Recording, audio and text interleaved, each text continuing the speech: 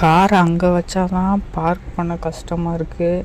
Just மிஸ்ஸில் எடுக்க வேண்டியதாக இருக்குது. ஸ்க்ராச்சஸ் வேறு போடுது பைக்கெலாம் அங்கே நிற்கிறனால அப்படின்னு சொல்லிட்டு இங்கே வந்து வச்சா இங்கே டெய்லியும் துடைக்கணும் போல். அவ்வளோ அழுக்காகுது மரம் எல்லாம் இருக்கிறனால. இதை டெய்லியும் துடைக்க வேண்டியதாக இருக்குது கிளம்பும் போதெல்லாம். எப்படி ரொம்ப பத்திகரமாக இருக்கேன்னா எங்கிட்ட பார்க்க ரொம்ப பக்காவாக இருக்காங்களாம். இந்த மாதம் தான் நான் ரொம்ப பக்காவாக பத்தியோட இருப்பேன். யார் சாமி இவன்? எங்கேருந்து வந்திருக்கான்? வந்த வேலையை ஃபஸ்ட்டு பார்ப்போம். அப்புறம் எங்கள் அப்பா வந்து நின்றார்னா டமால் டுமில் ஆகிடும். ஸோ வந்த வேலையை போயிடும்.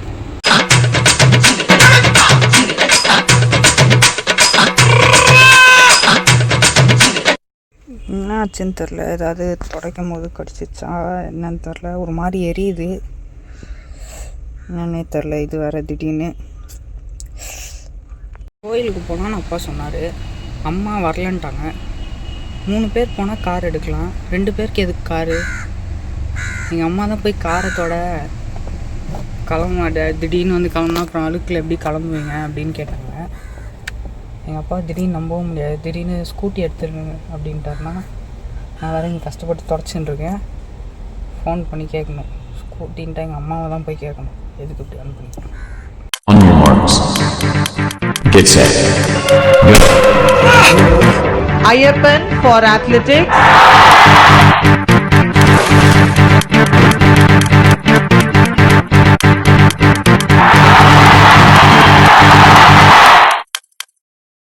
அப்பாவோட வேறு போகிறோம். அம்மாவோட போனாவது ஏதாவது கலாய்ச்சி பேசிட்டு சிரிச்சுட்டு போகலாம். எதுவும் சொல்ல மாட்டாங்க. சும்மா ஒரு லுக் விட்டுட்டு விட்டுருவாங்க அவங்களே ஜாலியாக. அப்பாவோட போகிறோம். சிரிக்கக்கூடாது, மறைக்கக்கூடாது, பேசக்கூடாது, திரும்பக்கூடாது, ப்ராப்பராக ஒழுங்காக போகணும். இவ்வளோ இருக்குது. ஒரு நிமிஷம். கார் எடுத்து கேட்ட சாத்தினியா? அப்பா நீங்களே வந்தீங்களே, அப்படியே சாத்திட்டு வந்திருக்கலாமேப்பா. ஓஹோ, அப்ப நீ ஒரு வாட்டி கார் எடுத்துட்டு வெளியில போயிட்டு வரப்பலாம் நான் திறந்து விட்டு சாத்துறேன் நான். இல்லப்பா நான் அப்படி சொல்ல வரலப்பா. பணிவிட செய்யணும் மேடம் உனக்கு நானு. இல்லப்பா நீங்க அப்படியே வந்தீங்களே அதனால அப்படியே சாத்திட்டு வந்துருக்கீங்களோன்னு நினைச்சேன். சரிப்பா நானும் போய் சாத்திட்டு வந்துடுறேன்ப்பா. போடா. போலாமாப்பா? வண்டி தொடச்சியா? கார் கிளீனா தானப்பா இருக்கு. ஏன் கிளீனா இருந்தானே? வண்டி எடுக்கிறதுக்கு முன்னாடி துடைக்கிற பழக்கம் இல்லையா உனக்கு? துடைக்கிறேன்ப்பா. கிட்டத்தட்ட ஒரு ஸ்மால் மிலிட்ரி பேஸ்மெண்ட் தான். எப்போ பாரு மிலிட்ரியில் ஆள் எடுக்கிற மாதிரியே வெறப்பாகவே இருப்பார். இதெல்லாம் ஏன் நான் இப்போ பேசுகிறேன்னா அங்கே போய் இதெல்லாம் அவர் காமிச்சிட்டு சொல்லலாம்னா அங்கே போய் பேச முடியுமான்னு தெரில. ஸோ அவர் இல்லாத போது தான் இப்படிலாம் பேச முடியும். ஸோ இப்போவே சொல்கிறதெல்லாம் சொல்லிடுறேன். ஸோ இவ்வளோ இருக்குது. எப்படியும் பெருசாக கண்டுக்க மாட்டார். எங்கே போகிறேன், எங்கே வரேன், என்ன பண்ணுறேன் இப்போலாம் பெருசாக பார்க்கறதோ கேட்குறதோ ஏன் இதை பண்ணுற அதை பண்ணுறேன்னு கேட்க மாட்டார். ஃப்ரீயாக விட்டுருவார். இந்த காலேஜு ஸ்கூல்லலாம் ஃபோன் வரும், உங்கள் பையன் இப்படி அப்படின்னு. அப்போ வந்து கத்துவார், என்ன பண்ண ஏது பண்ண அப்படி இப்படி ஏது அது இது அப்படின்னு இவ்வளோ கேள்வி கேட்பார். நம்மளுக்கு ஒன்றுமே புரியாது. சடனாக ஏன் இவ்வளோ கேள்வி கேட்குறாரு. அப்புறம் தெரியும் இந்த மாதிரி கால் வந்திருக்கு, சொல்லியிருக்காங்க ஏதோ அப்படின்னு. சந்தோஷமா இரு. சரிப்பா நீ டேட்ல சரி எல்லாம் முடிஞ்சதுக்கப்புறம் என்ன சொன்னாங்க அப்படின்னா, நீ ஏதோ சப்மிஷன் பண்ணலையாமே, ஏன் பண்ணல? அதாவது ஒரு சின்ன விஷயந்தான். அது வந்து இவ்வளோ நாள் கேட்காதத மொத்தமாக ஒரு சின்னதாக ஒரு இது வந்தோன்னா மொத்தமாக ஃபுல்லாக அங்கே பஸ்ட் ஆகும். ஸோ அந்த மாதிரி ஒரு டைப்பு.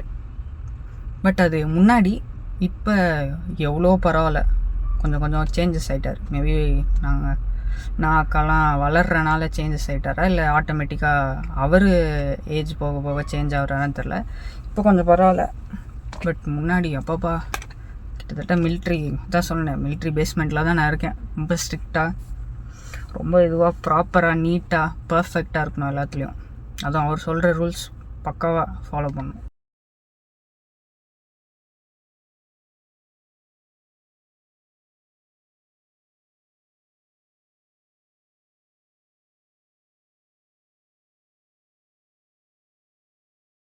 இப்போ கொஞ்சம் மேனேஜ் பண்ணுறேன். முன்னாடி அது பயப்படல. இப்போ பெருசாக கொஞ்சம் நல்லா ஃப்ரெண்ட்லி ஆகிட்டனால ஒன்றும் பிரச்சனை இல்லை. இந்த வீடியோ திரும்பி சுற்றுறது தான் கேட்டுட்ருக்காரு. என்ன இது பண்ணுற, என்ன இது, இதில் என்ன உனக்கு ஆக போகுது, என்ன பிரோஜனமாக ஏதாவது பண்ணுறியா அப்படின்னு கேட்டுட்ருக்காரு. ஒரு நாள் பிரோஜனம் ஆக்குவோம் கண்டிப்பாக. இப்போ ஒரு வர வரைக்கும் இப்படியே உட்காந்துட்ருக்கணும். அங்கே போய் என்ன பண்ண போகிறோம், இந்த கோயில் போக போகிறோன்னு எனக்கே தெரியாது. போகும்போது தான் எனக்கே தெரியும். போகும்போது நானே அதை உங்களுக்கு நான் சொல்கிறேன், எப்படியும் விஷுவலாக காமிச்சிருவேன், அதுலேயே நீங்கள் கண்டுபிடிச்சிருவீங்க. இப்போ வர வரைக்கும் இப்படியே வெயிட் பண்ணுவோம். கையில் வேறு என்னன்னே தெரில, செவந்துருக்கு மாதிரி இந்த இடம் மட்டும், அது என்னாச்சுன்னு தெரில. ஸோ வர வரைக்கும் இருக்கும். இப்படியே என்னால் காரில் உட்கார முடியாது, நான் கொஞ்ச நேரம் வெளில போய் கொஞ்சம் ஃப்ரெஷ்ஷாக வாங்குறேன்.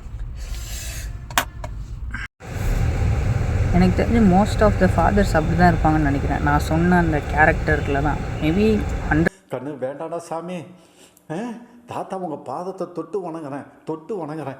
திருந்திங்கடா கண்ணு, திருந்தி 100% இல்லை, அட்லீஸ்ட் ஒரு 60 to 70% உங்கள் வீட்லேயும் இந்த மாதிரி கண்டிப்பாக மேட்ச் ஆவாங்க அப்பாலாம். ஏன்னா ஃபாதர்னாலே அப்படி தான் இருப்பாங்க.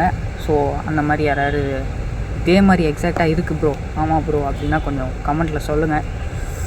நான் என் வீட்லையாவது காமிப்பேன், பாருங்கள் என்ன மாதிரியும் நிறைய பேர் எவ்வளோ பேர் இருக்காங்க, அவங்களும் அக்செப்ட் பண்ணுறாங்க இந்த மாதிரி இருக்கீங்கன்னு அப்படின்னு நான் வீட்டில் கொஞ்சம் காமிப்பேன். ஏன்னா இப்போ வர வர ரெகுலராக என்னை விட அதிகமாக என் யூடியூப் சேனலில் பார்க்குறது என்னோடய வீட்டில் இருக்கிற பேரண்ட்ஸாக தான் இருப்பாங்க. எங்கள் அம்மாவும் சரி எங்கள் அப்பாவும் சரி ரொம்ப அதிகமாக வாட்ச் பண்ணுறாங்க அதை. ஏன்னா எங்கே போகிறேன் என்ன பண்ணுறேன், ஏன்னா நான் வேறு போகிற இடம்லாம் ஃபுல்லாக எனக்கு புரியல தூக்கிடுறேன் கேமரா உடனே. ஸோ கரெக்டாக அவங்க மானிட்டர் பண்ணி எங்கே போகிறான் என்ன பண்ணுறான் எப்படிலாம் இருக்கான் அப்படின்னு இதுக்கே திட்டுறாங்க, இப்படிலாம் பண்ணுறியாடான்னு. எடிட்டிங் ஒர்க்கில் எவ்வளோ கட் பண்ணுறேன்னு எனக்கு தான் தெரியும். ஸோ இப்போ நல்லா வாட்ச் பண்ணுறாங்க. நான் ஏன்னா அடிக்கடி கேமரா எடுக்கிறதுனால ரைட்டு இவனே எல்லாத்தையும் போட்டுடுறான், நம்ம பின்னாடி போவானா, இவனே மாட்டிக்கிறான் ரொம்ப அப்படின்னு ஆடி தள்ளுபடியில் நானே ஆஃபர் கொடுத்து நானே வாங்கி கட்டிக்கிறேன். ஸோ ரெகுலராக அவங்களும் செக் பண்ணுறாங்க. அதனால் கொஞ்சம் கேர்ஃபுல்லாக எல்லாத்தையும் போட வேண்டியதாக இருக்குது. ஸோ இப்போ சொல்கிறதே நான் போடுவேனா இல்லை எடிட்டிங்கில் தூக்கிடுவேனான்னு எனக்கே தெரில. அது அந்த டைமில் எப்படி வீட்டில் இருக்காங்கன்றத பார்த்துட்டு எடிட் பண்ணி போடுவேன். ஏம்பா சுடுகாட்டுக்கு சொல்லியாச்சா? சொல்லியாச்சுங்க சார். சார் எரிக்கிறோமா புதைக்கிறோமா சார்? ஏற்கனவே எரிஞ்சு தானே, புதைச்சிடலாம். சரிங்க சார். பாட ரெடியா? ஆச்சுங்க, சீக்கிரம். இன்னும் இந்த ஷைனஸ் இருந்துகிட்டே இருக்குது, ஒரு கூச்சம். Basically I am very shy type you know. எனக்கு இந்த மாதிரி பேசுகிறது ஸ்டேஜ்னாலே அலர்ஜி, ஷிவர் ஆகினாலாம் நடுங்கி விழுந்துடுவேன் சின்ன வயசுலேருந்தே. இப்போ ஏதோ கொஞ்சம் ஃப்ரெண்ட்ஸோட மிங்கிள் ஆகுறது அந்த மாதிரினால அந்த ப்ராப்ளம் கிடையாது. ஓகே காய்ஸ், அழைப்பு வந்து விட்டது, நம்ம கிளம்புறது நல்லது. மோஸ்ட்டாக இந்த காரை நம்மளால் நம்ம அப்பா இருக்கும்போது அவர்கிட்டே கொடுத்துடலாம். நம்ம அப்போ தான் ஜாலியாக பேசிக்கிட்டே ஜாலியாக வரலாம். நம்ம கார் ஓட்டினா அவரும் சீரியஸாக இருப்பார், நம்மளும் சீரியஸாக கார் ஓட்டுற மாதிரி ஆகிடும். ஸோ போயிட்டு நான் போக உங்களுக்கு அப்டேட் பண்ணுறேன், பார்த்துட்டே இருங்க.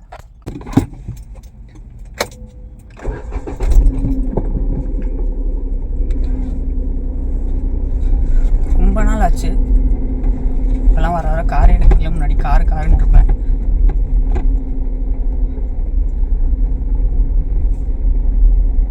ஓ எங்கள் அப்பா வந்துட்டாரா, தெரியாமல் போச்சு நமக்கு.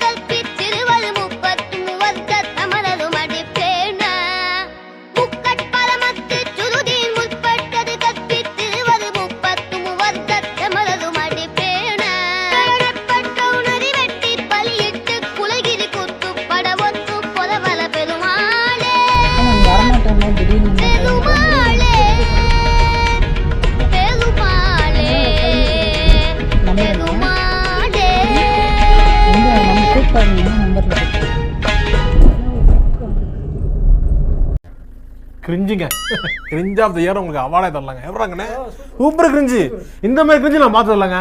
ஆனால் டைம் இல்லை, நான் கிளம்புறேன்.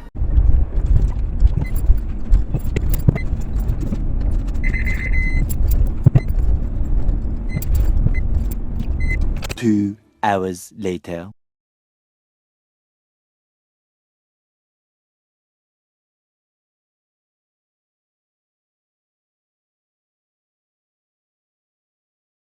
மார்னிங் கோயிலுக்கு போயிருக்கோம். கோயிலுக்கு போயிட்டுலாம் வந்தாச்சு.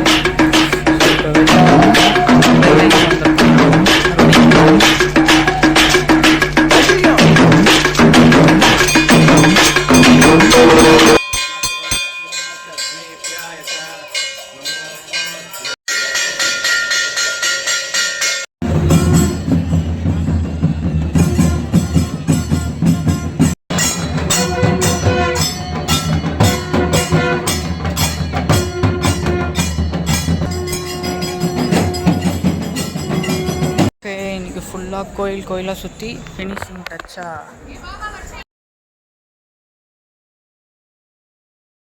ஸோ இப்படி தான் டெய்லியும் போயிட்டுருக்கு. பட் இன்னைக்கு கொஞ்சம் அதிகம் தான் ட்ராவலு. ஏன்னா அப்பாவோட போனாலே ஆட்டோமேட்டிக்காக அதிகமாகிடும். அது ஐயப்பன் கோயிலில் முடிச்சாச்சு. ஸோ டாட்டா பாய் பாய்.